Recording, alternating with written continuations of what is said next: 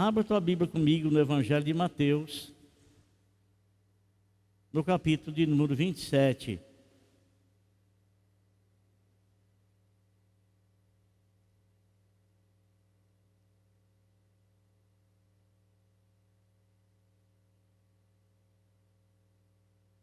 Está escrito assim, 27, versículo de número 32 em diante.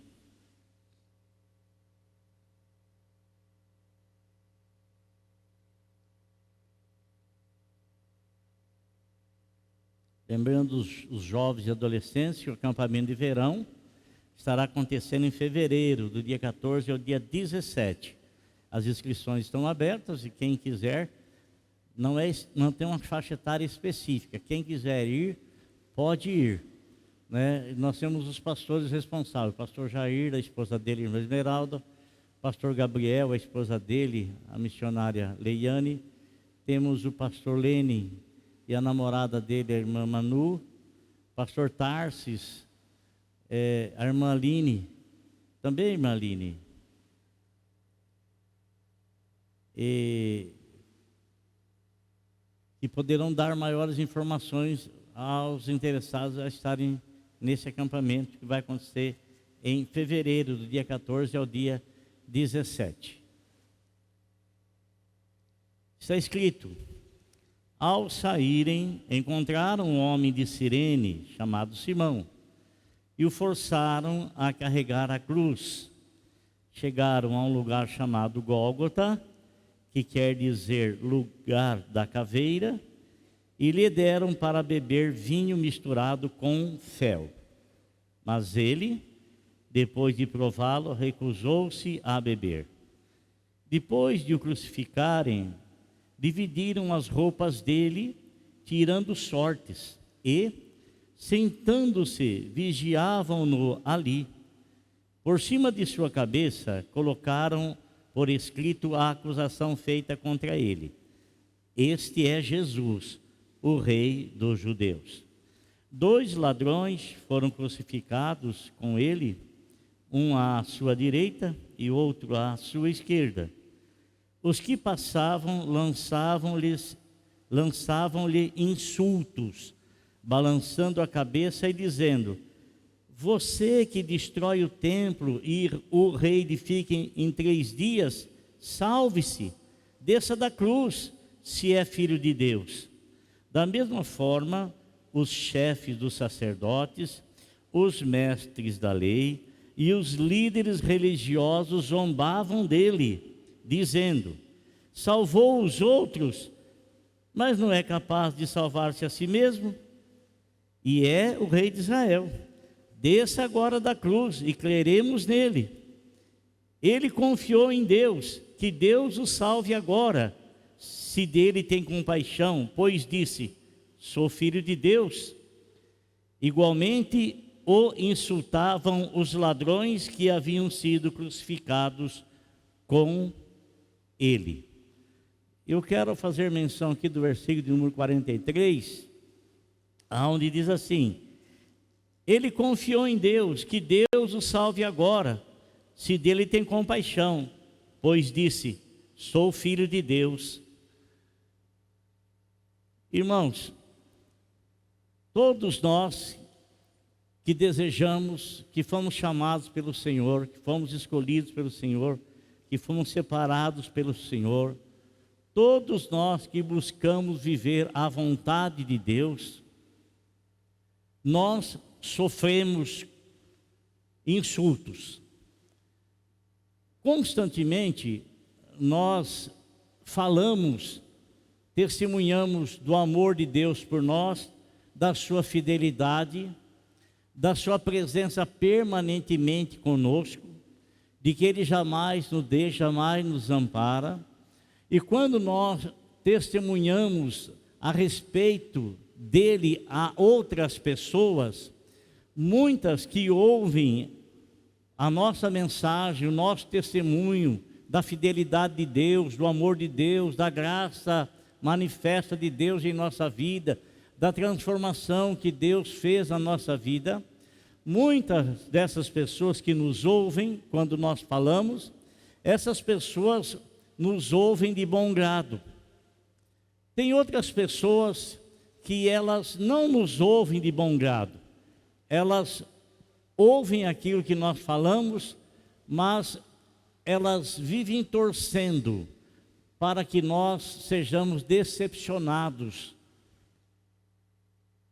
E os irmãos sabem, amado, que muitas vezes nós enfrentamos muitas situações na vida, muitas dificuldades na vida, e que nós não estamos isentos de catástrofes, não estamos isentos de doença, nós não estamos isentos de enfrentarmos as mais difíceis adversidades. E muitas vezes nós mesmos, quando nós enfrentamos tais situações, às vezes o nosso interior a gente pergunta, mas não é que está o meu Deus? O Deus que eu tenho testemunhado, o Deus que eu tenho falado, o Deus que eu tenho dito a respeito da sua fidelidade, o Deus que eu tenho dito que Ele cura, o Deus que dá livramento, onde é que está o meu Deus? Amado, nós temos que ter em mente de que se a nossa vida pertence a Deus, se nós pertencemos a Deus, se Deus está no comando da nossa vida, não irá, por causa disso, nos acontecer somente coisas boas, somente coisas magníficas, maravilhosas. Nós não iremos ter uma vida permanentemente cheia de disposição, cheia de ânimo. Nós nunca estaremos abatidos. Não, isso não é real. Isso não é real. Não é real, porque dentro das Sagradas Escrituras nós encontramos muitos homens de Deus, muitas mulheres de Deus, que enfrentaram situações difíceis. E muitas situações difíceis, muitas. Mas havia uma diferença, e há uma diferença quando nós enfrentamos situações difíceis, quando o ímpio enfrenta situações difíceis, porque o ímpio ele fica sem esperança, mas nós não. Nós temos o testemunho da presença de Deus em toda circunstância e situação da vida, sendo elas boas ou sendo más. Sendo elas experiências de encher o nosso coração de júbilo, a nossa boca de riso, de levantar o nosso semblante, ou seja momentos de dificuldade em que o coração nosso ele é atingido, ele é atacado, e muitas coisas ruins, chatas, e que nós não compreendemos, não entendemos. Enfrentamos. O apóstolo São Pedro, ele diz numa das suas cartas, que é para nós ficarmos cientes disso. Ficarmos cientes, para que se no amanhã acontecer qualquer coisa, a gente esteja ciente de que Deus ele é soberano, e de que Ele continua sendo absolutamente dono de toda e qualquer situação. Dono de qualquer situação. E muitas vezes nós, amados, somos insultados por causa da nossa fé. Somos insultados porque testemunhamos de Jesus. Somos insultados porque falamos do amor dEle, da graça dEle, da misericórdia dEle. E quando acontece qualquer coisa com a gente, pessoas que receberam o nosso testemunho, às quais nós falamos o amor de Deus, às quais nós falamos da fidelidade de Deus, da presença de Deus, da graça, do amor, da misericórdia de Deus, elas ficam observando a nossa vida, e não todas, mas muitas delas torcem pela nossa decepção. E quando acontece qualquer coisa com a gente, que aparentemente vem contradizer tudo que nós falamos para aquela pessoa, essa pessoa pergunta para nós: onde é que está o Deus dela? Cadê o Deus dela? Onde é que está o seu Deus?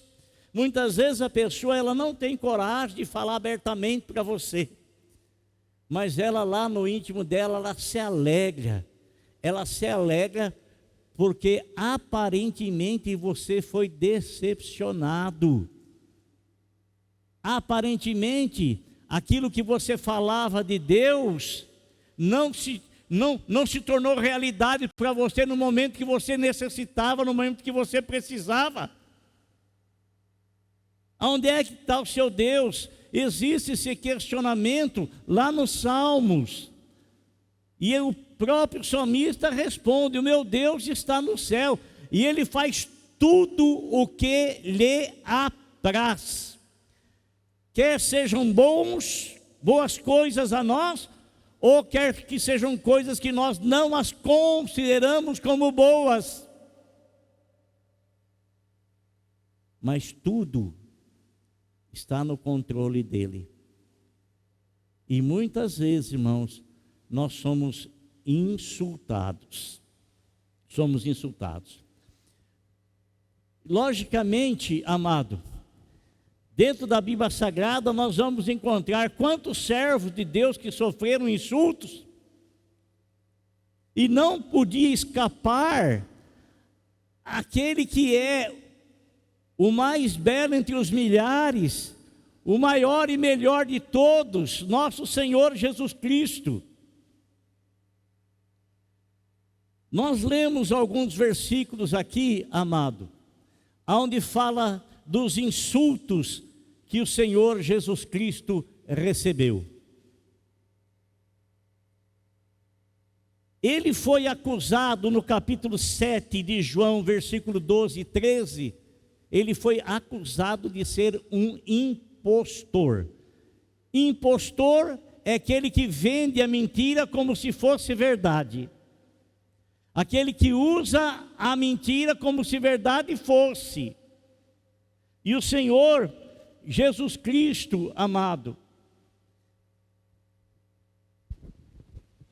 ele foi acusado disso.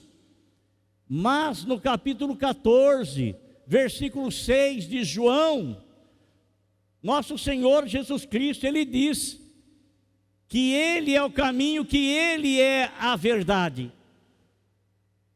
E Ele diz também que aqueles que o estavam acusando de ser impostor, eles tinham por pai Satanás, que era o pai da mentira.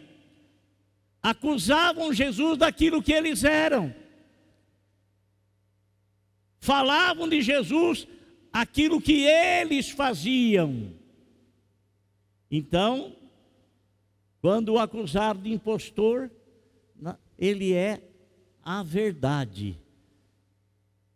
Conhecereis a verdade e a verdade vos libertará. Quando nós conhecemos a pessoa de nosso Senhor Jesus Cristo, isso gera liberdade na nossa alma, porque conhecemos a verdade, conhecemos o Senhor Jesus. Ele também, irmãos, foi acusado de ser um rebelde contra a lei de Moisés, e tentaram acusá-lo disso. No capítulo 5, ou melhor, no capítulo 5 de Mateus, versículo 17, o Senhor Jesus Cristo disse para o grupo de pessoas que o acusavam de não respeitar a lei. O Senhor Jesus Cristo disse: eu não vim revogar a lei, mas vim cumpri-la. Na verdade, não existiu, não existe e não existirá outro homem que tenha em si a capacidade de cumprir a lei. Porque a lei que foi dada por Deus, ela é santa, justa e boa. Não existe um único homem que pode guardá-la, porque o homem não é justo, não é santo e não é bom. Não é justo, não é santo, não é bom. Mas o Senhor Jesus Cristo, Ele sim, foi aquele que teve em si a capacidade de guardar a lei que por Deus foi dada através de Moisés, o único justo. E ao ele guardar toda a lei, nós nele, quando nós o recebemos como nosso Salvador, nós também somos considerados nele justo. Por quê? Porque o sangue de Jesus Cristo nos purifica de todo pecado, nos lava de todo pecado, nos limpa de todo pecado. De todo pecado.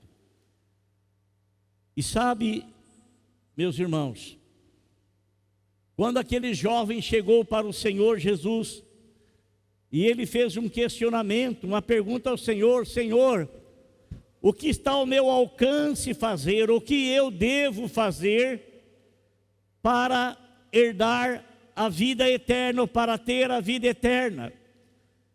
Ele estava questionando ao Senhor o que ele poderia fazer. Ele não estava buscando em Cristo ser justificado no Senhor, mas ele queria ser justificado através de seus próprios esforços, através dos seus próprios méritos, através dele mesmo guardar a lei. Mas a lei nenhum homem pode guardar, ela veio de Deus, como santa, justa e boa. Aquele menino, quando ele fez esse questionamento ao Senhor, ele não chegou até o Senhor e disse assim: Senhor, perdoa os meus pecados, lava-me dos meus pecados, eu quero te receber como meu Salvador, eu creio que tu és o Cristo de Deus, é o Salvador. Ele não disse isso. Ele não disse aquilo que você disse, aquilo que eu disse no momento em que nós levantamos as nossas mãos e aceitamos a Cristo como nosso Salvador. Aceitamos Ele como aquele que guardou a lei por nós, e que nós não somos justos em nós mesmos, nós fomos justificados recebendo a justiça que Ele praticou. A justiça que Ele praticou. Então o Senhor descreveu para ele os mandamentos. E ele disse: mas tudo isso eu tenho guardado desde a minha mocidade. Aí o Senhor tocou na ferida dele. O Senhor disse: você quer ser uma pessoa perfeita? O primeiro mandamento quer dizer amar a Deus sobre todas as coisas. Então faz o seguinte: pega os teus bens, vende e dá aos pobres, vem e segue-me, e você vai ter um tesouro no céu. Qual foi a atitude dele? A Bíblia fala que Jesus o amou, mas ele não recebeu o amor de Cristo como seu Senhor, como seu Salvador. Ele saiu da presença do Senhor, querendo se justificar, não tendo em si condições de se justificar, não pediu perdão ao Senhor, saiu cabisbaixo. A Bíblia fala que Jesus o amou, e ele saiu, né? Jesus amou ele como ama todos nós, como ama todas as pessoas. Então, ele não pôde alcançar a salvação, porque não há condições no homem de fazê-lo.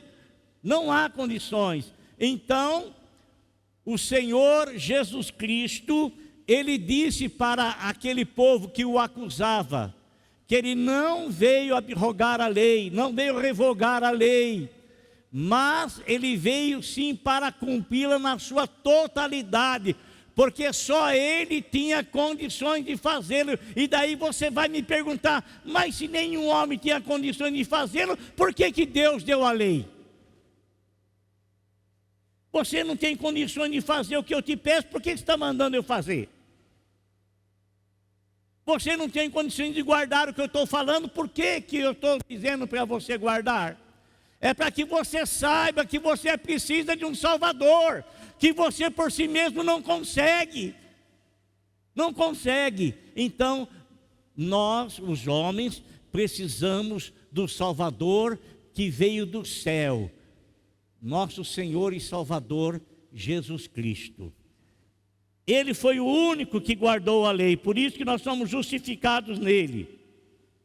Uma outra coisa que o insultaram, amado irmão, foi o seguinte: você sabe que João Batista veio como precursor do Senhor Jesus. E João Batista, ele viveu no deserto, comendo mel silvestre e gafanhotos. Eu já falei para os irmãos, mas vou repetir. Tem duas interpretações a respeito dos gafanhotos. Uns dizem que era uma árvore que tinha uma vagem e tinha uma semente dentro, e isso eram os gafanhotos. Outros dizem que realmente o gafanhoto era o inseto aí, né? Mas seja o que for, ele vivia disso. Aquelas pessoas que quando viram João Batista pregar, começaram a insultá-lo, dizendo que João Batista, por comer gafanhoto e por comer mel silvestre, ele não poderia ter a disposição que ele tinha. Então diziam para ele que ele era um perturbado, que ele era um endemoniado, e que a força dos espíritos malignos é que mantinham forte. Aí vem o Senhor Jesus Cristo. O Senhor Jesus Cristo veio comendo e bebendo. Comeu com Zaqueu, comeu lá na casa de Simão leproso, comeu com Levi, com Mateus, quando este se converteu. No outro dia, ele deu um banquete lá para todos os publicanos. E quem estava lá no meio? Jesus. Jesus estava lá, estava comendo com eles, estava bebendo com eles. As mesmas pessoas que acusaram João Batista de ter demônio, porque não comia e não bebia, agora começam a insultar Jesus Cristo, dizendo que ele era um comilão e que ele era um beberrão. Irmão, quando quiserem falar de mal de você, você pode ser a pessoa mais santa que for. Vão falar. E é bom que você não ligue, viu? Não liga não. Outra coisa que fizeram com ele, irmão, o insultaram, e está escrito em Mateus 12, 24, acusaram de que Jesus também tinha demônios, e que o Senhor Jesus Cristo, ele expulsava os demônios por Beelzebu, o príncipe maior dos demônios. Você acha que é fácil, irmão? Nós, pela comunhão que nós estamos tendo com o Senhor, e pelo respeito e pela reverência que nós devemos a Ele, nós imaginamos, porque nós não teríamos e não temos a coragem de nos expressar dessa forma, dessa maneira, nos dirigindo a Ele, logicamente que não. A gente imagina que não tinha pessoas que tinham a coragem de fazer isso. Pois o Senhor Jesus Cristo, desde o seu nascimento, ele foi perseguido. Foi perseguido desde o nascimento. E agora, as pessoas, porque Jesus expelia os demônios da vida das pessoas, aqueles acusadores dele o insultavam, dizendo: o que é isso? Você faz isso aí, sabe por quê? Porque você faz isso através dos príncipes dos demônios. Foi aí que Jesus Cristo disse: mas como é que pode? Se um demônio expulsa demônio, uma casa está sendo dividida, e uma casa dividida não subsiste. Mas o Senhor disse a eles que o Senhor fazia aquilo pelo Espírito Santo, pelo dedo de Deus, pela ação de Deus, e que aquele pecado que eles estavam cometendo era um pecado imperdoável, porque estavam pecando contra o Espírito Santo.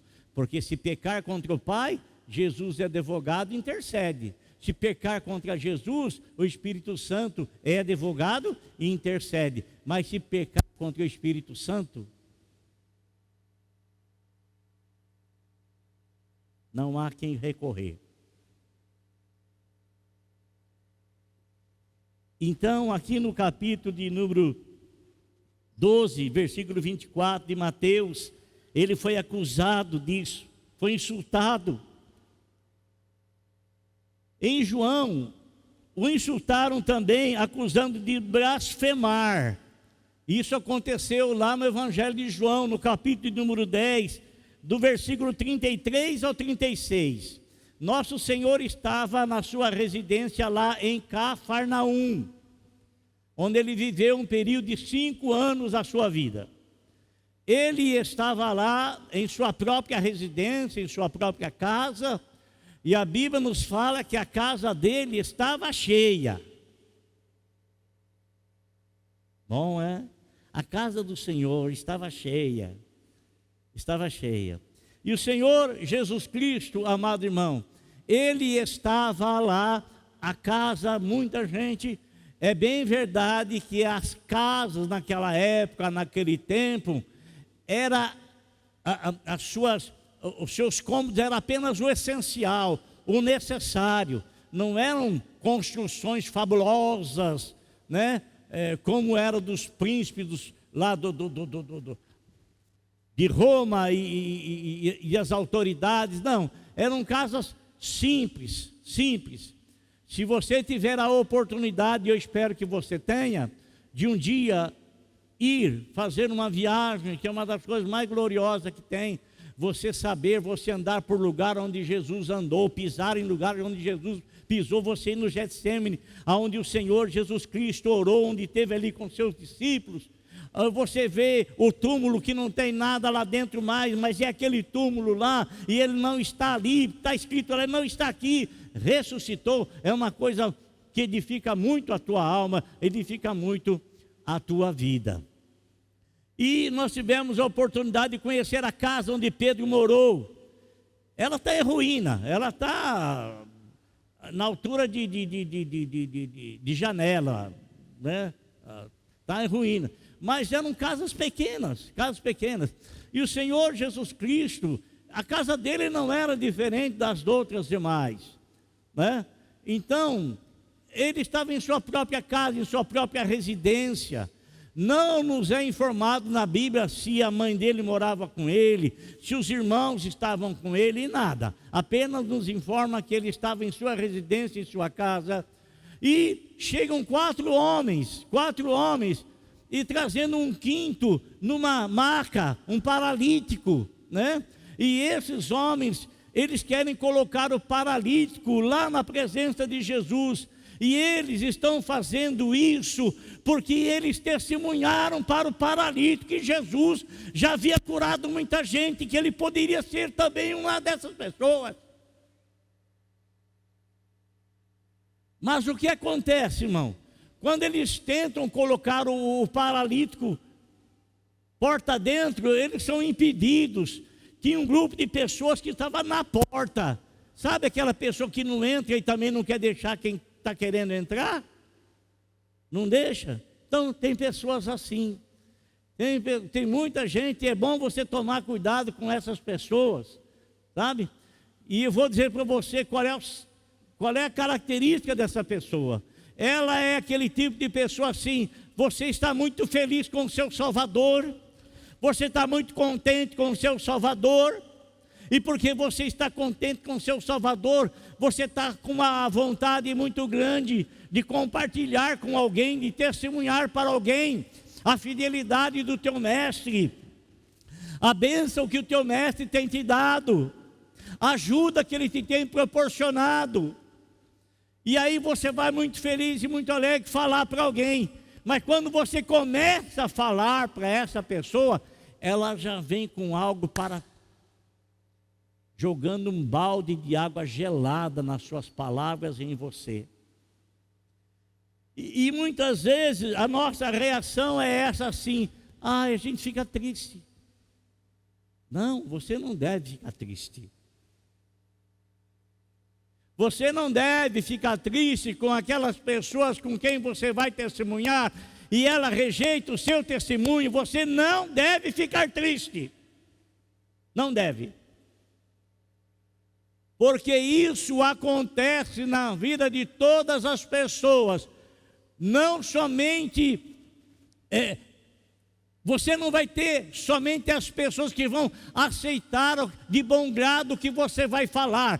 Você também vai enfrentar esse tipo de pessoa para te desestimular, tirar o teu ânimo de falar, jogar um balde de água fria na tua alegria, jogar indiferença nas suas palavras, que para você tem um sentido magnífico e maravilhoso. Então, eles estão querendo, mas são impedidos, não tem como entrar, não tem como. O que é que eles fazem? Vão embora, vamos embora, outro dia a gente vem. Não, não foi isso que eles fizeram. Subiram no telhado da casa de Jesus. Tem situações, amado, que acontecem com a gente para desafiar a nossa fé. Tem situações, coisas que você está querendo, coisas que você está buscando, coisa que você está colocando em Deus para você fazer para o Senhor, e que o Senhor permite algum obstáculo para ver o limite da tua fé, até onde você pode ir com a sua intenção. Até onde você pode ir. E ele, irmão, subiram lá, eu não quiser nem saber, subiram, destelharam lá a casa do Senhor, e eles começam a descer o paralítico, e o paralítico desce lá, e existe espaço para o paralítico, que estava, logicamente, uma pessoa deitada, ele ocupa muito mais espaço que uma pessoa em pé. Ninguém saiu para o paralítico descer, eles não queriam deixar entrar mesmo, havia um lugar ali na presença de Jesus. Então, quando ele desce, o Senhor, a Bíblia fala que o Senhor vê a fé deles. Vê a fé deles. Olha, irmão, como é importante nós não desistirmos diante de obstáculos. Porque os obstáculos estão testando a nossa fé. Até onde você tem coragem de ir com os seus desafios? Até onde?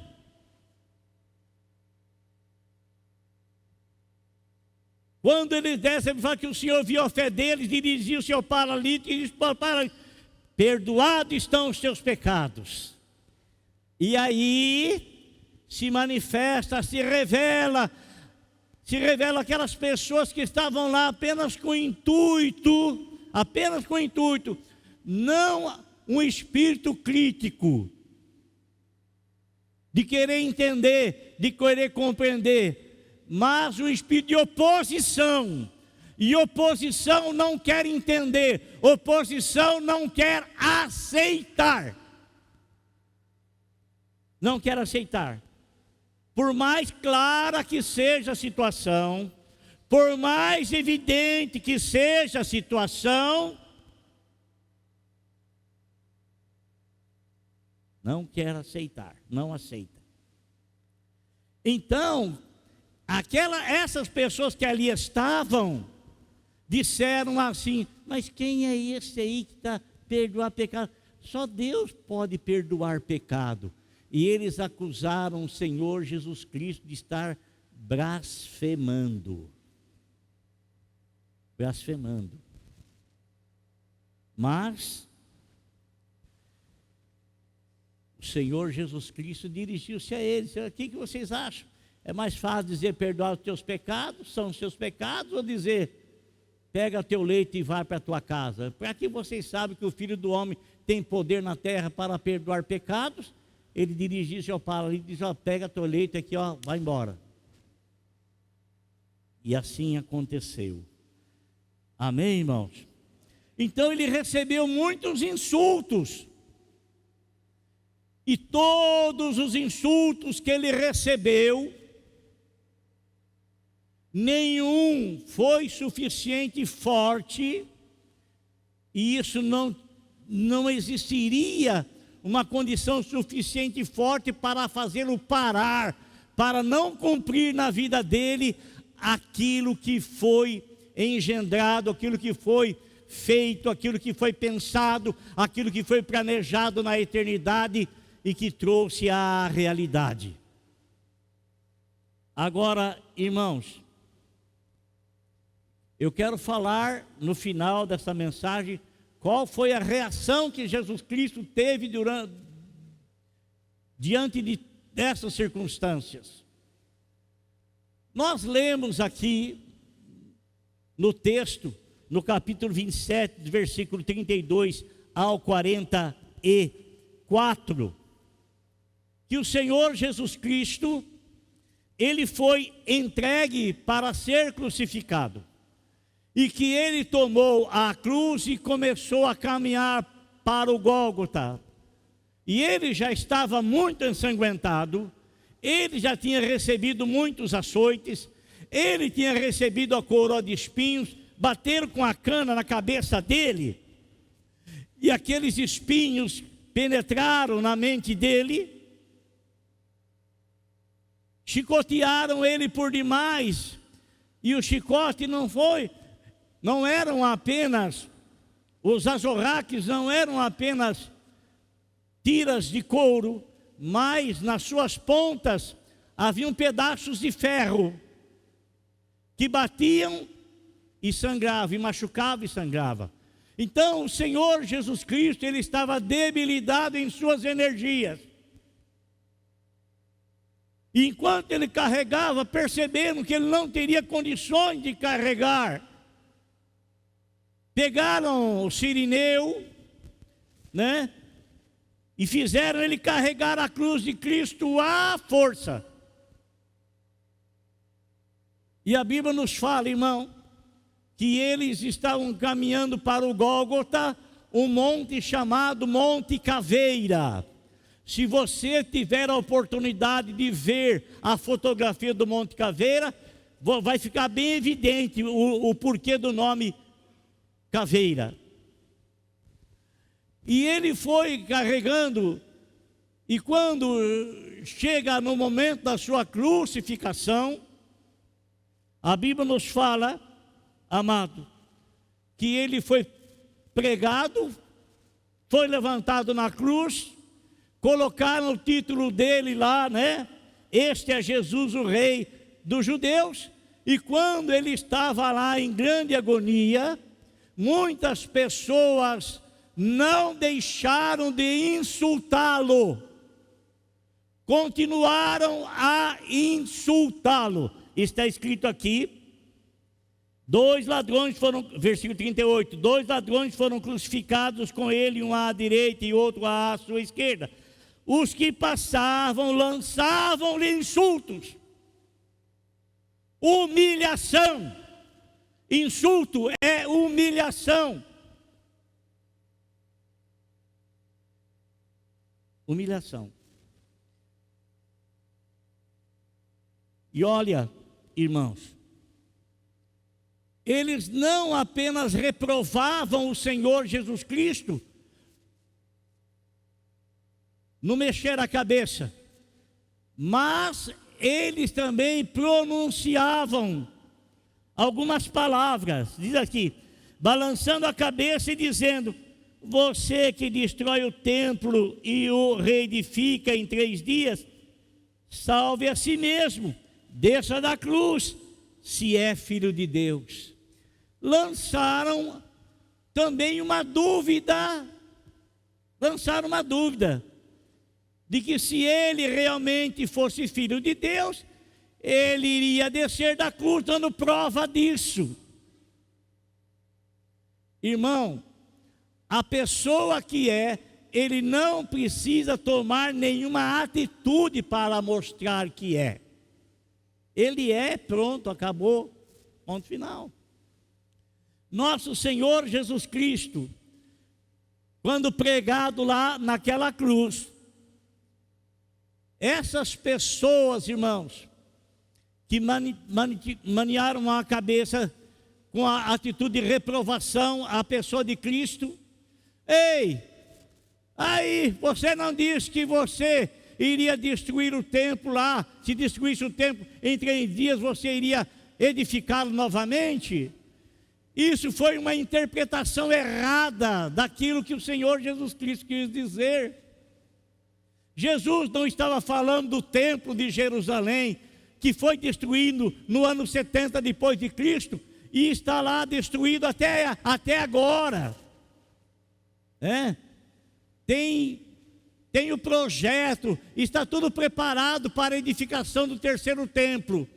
Mas o segundo templo foi destruído no ano 70 depois de Cristo, está destruído até agora. Nosso Senhor Jesus Cristo estava falando de si mesmo. Vocês vão destruir o templo. Olha, a minha vida ninguém tem poder para tirar. Mas quem tem o poder sou eu. Eu dou a minha vida. Ninguém tira de mim. Mas eu dou, eu permito que vocês me destruam. Eu deixo que vocês façam isso. Eu me entrego por amor a vocês.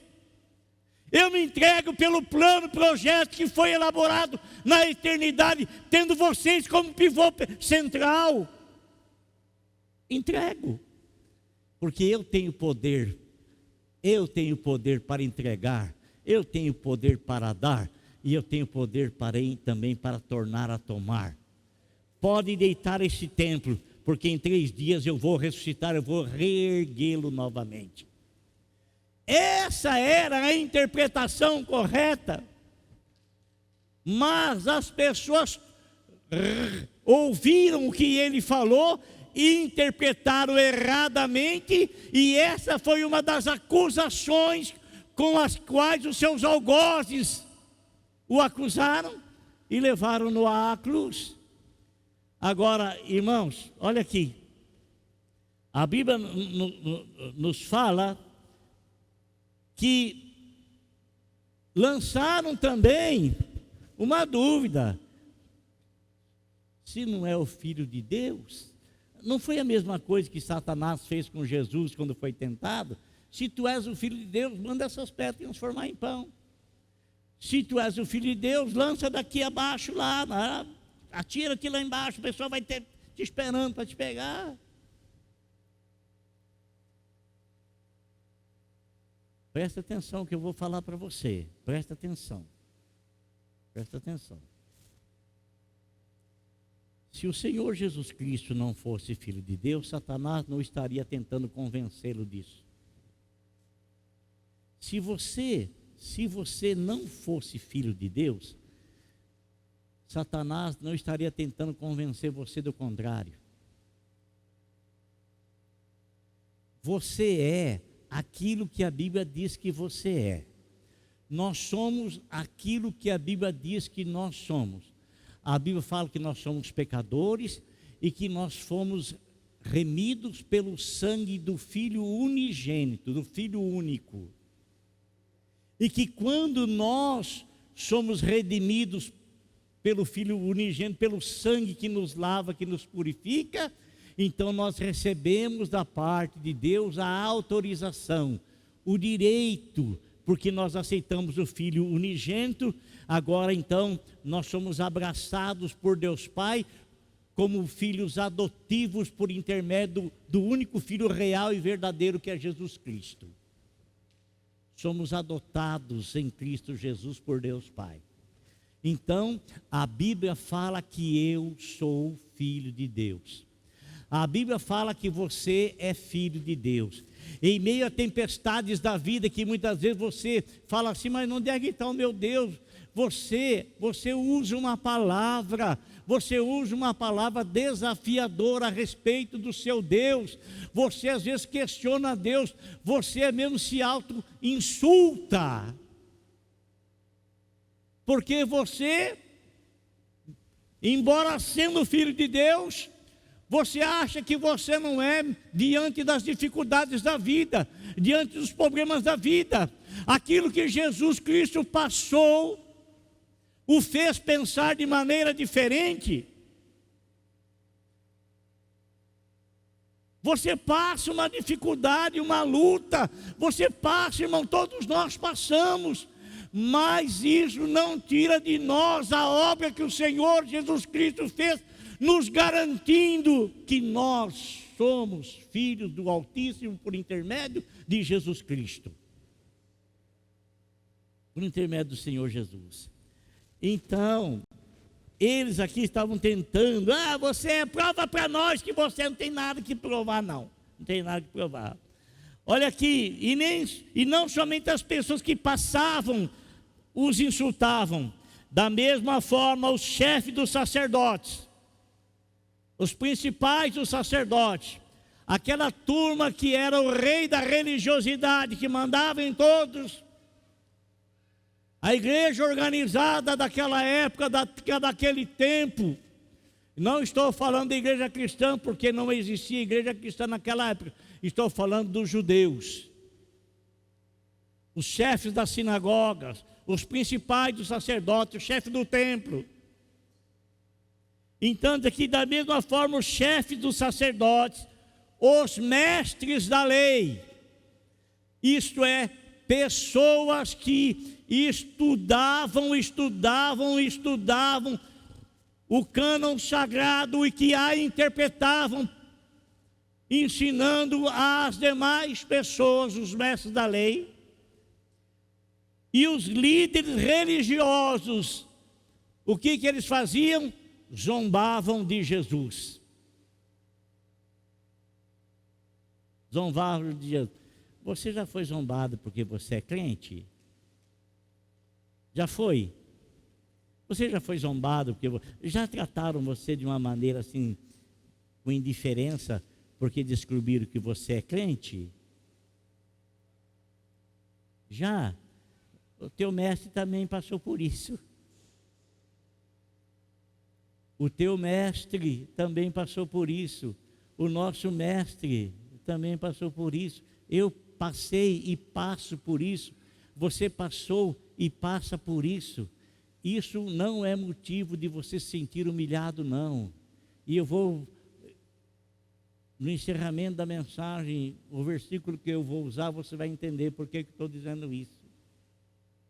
Por que eu estou falando isso? Esse povo aqui estava desprezando. E o que é que esses usavam? A mensagem, a palavra que eles diziam, dizendo: salvou os outros, mas não é capaz de salvar a si mesmo. Ele é o rei de Israel. Desça agora da cruz e creremos nele. Ele confiou em Deus. Que Deus o salve agora. Esse versículo aqui que eu tirei, irmão, como texto, ele confiou em Deus, que Deus o salve agora. Muitas vezes, amado, nós somos insultados com ele também, porque às vezes a gente passa por determinadas situações e muitas falam: mas ele não acredita em Deus, cadê o Deus dele agora?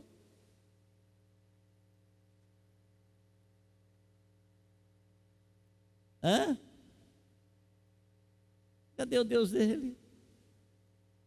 Cadê o Deus dele agora? Ele não acredita em Deus, cadê o Deus dele agora?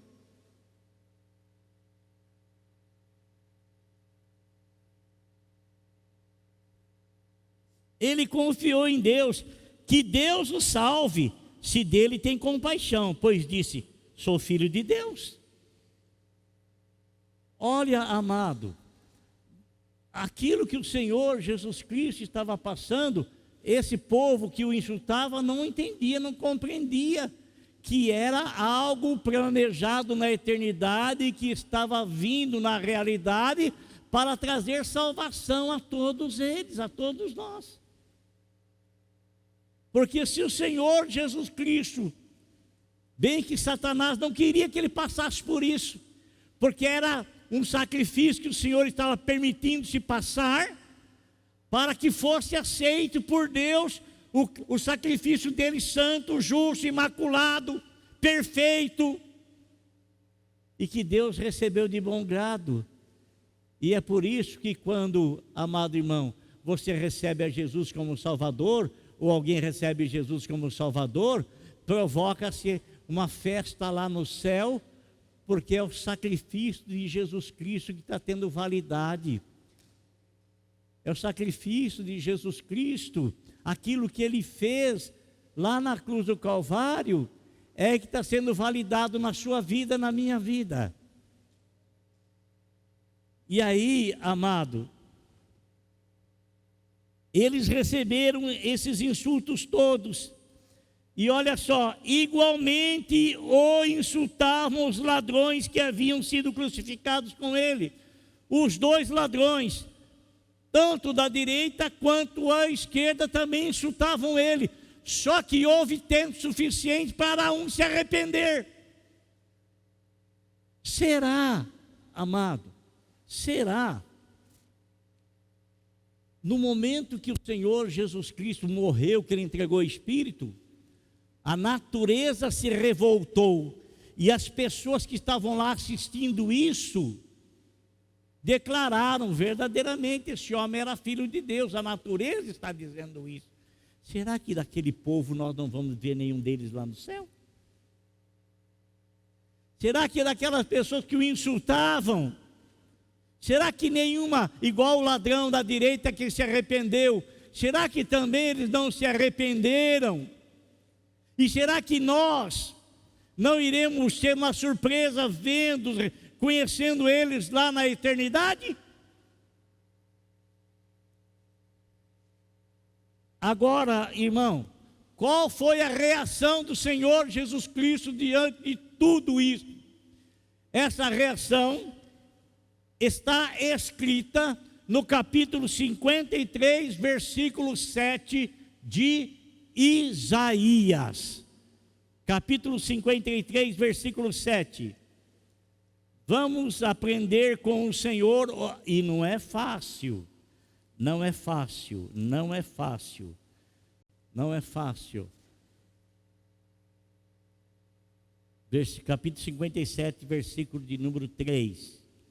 Não, melhor, 53, 7, desculpa. 53, 7. O que diz no capítulo 53, versículo 7? Está escrito assim: ele foi oprimido e afligido, e, contudo, não abriu a sua boca.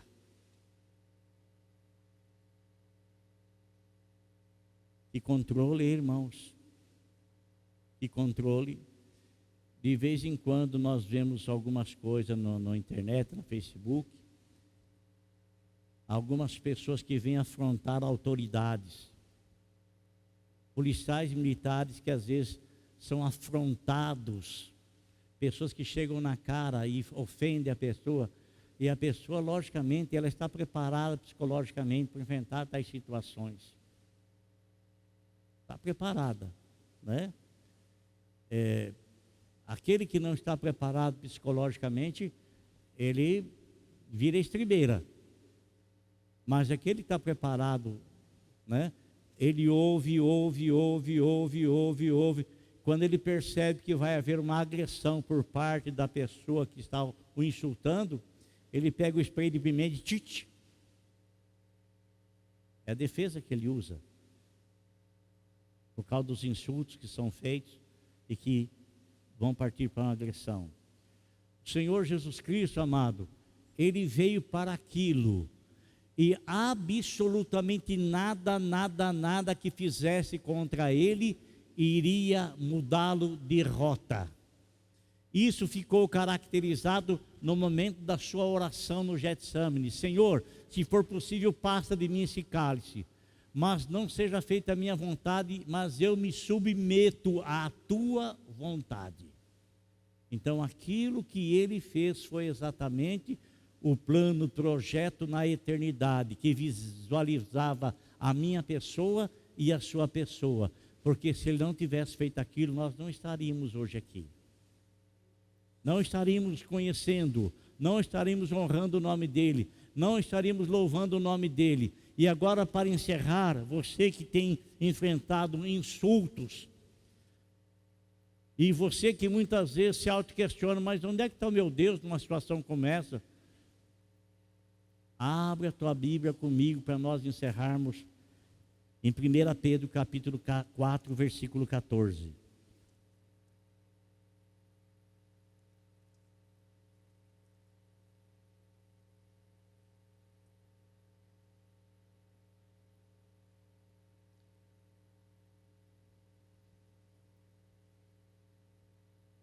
Todos acharam aí? Vou ler aqui na minha Bíblia. A minha Bíblia é a NVI, Nova Versão Internacional. Está escrito assim: se vocês são insultados por causa do nome de Cristo, felizes são vocês, pois o Espírito da glória, o Espírito de Deus, repousa sobre vocês. Eu vou ler novamente. Irmão Marcos, vou ler novamente. Olha só, presta atenção.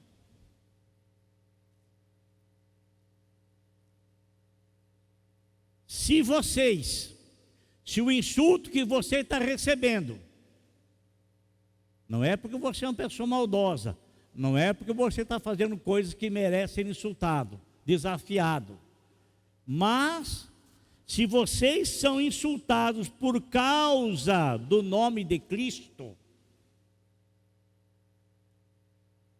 outra versão diz: bem-aventurados são vocês. Aqui, felizes são vocês. Por quê? Pois o Espírito da glória, o Espírito de Deus, repousa sobre vocês.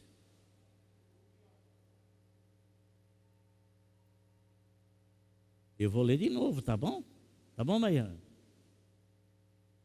Vou ler de novo, tá bom? Vou ler de novo. Vou ler de novo. Porque são coisas que precisam ser repetidas para a pessoa pensar na hora que for insultada por qualquer coisa. Há um motivo. For insultado por causa do nome de Cristo. Há um motivo. Há uma razão. É porque o Espírito que está em você não está batendo com o Espírito que está nele, na outro lá não. Vou repetir de novo. Se vocês são insultados por causa do nome de Cristo, felizes são vocês. Não é para ficar triste. Ai, ele não me aceitou porque eu sou de Jesus. Ela não me aceitou porque eu falei de... Não é para você ficar triste, não. Não é para você permitir que isso te atinja, não. Você não vai ser abraçado por todos e nem vai ser recebido por todos. Assim foi com teu mestre e não vai ser diferente com você, não. Não vai ser diferente comigo, não. Nós precisamos estar prontos para isso. Se vocês são insultados por causa do nome de Cristo, felizes são vocês, pois o Espírito da glória, o Espírito de Deus, repousa sobre vocês. Amém? Ô Zezão, fala amém aí, aquele vozeirão seu. Oh, amém! Aleluia! Amém, irmãos? Glória a Deus! Então, lembra-te disso, hein? Você é testemunha. Sobre você repousa o Espírito de Deus. Se alguém te insultar por causa do nome de Jesus, é porque tem algo diferente na tua vida. Viu? Tem algo diferente. E sinta-se privilegiado por ser escolhido do Senhor para que você receba o Espírito de Deus, o Espírito da glória de Deus. Se sinta privilegiado. Isso não é para todos. É para a igreja do Senhor Jesus.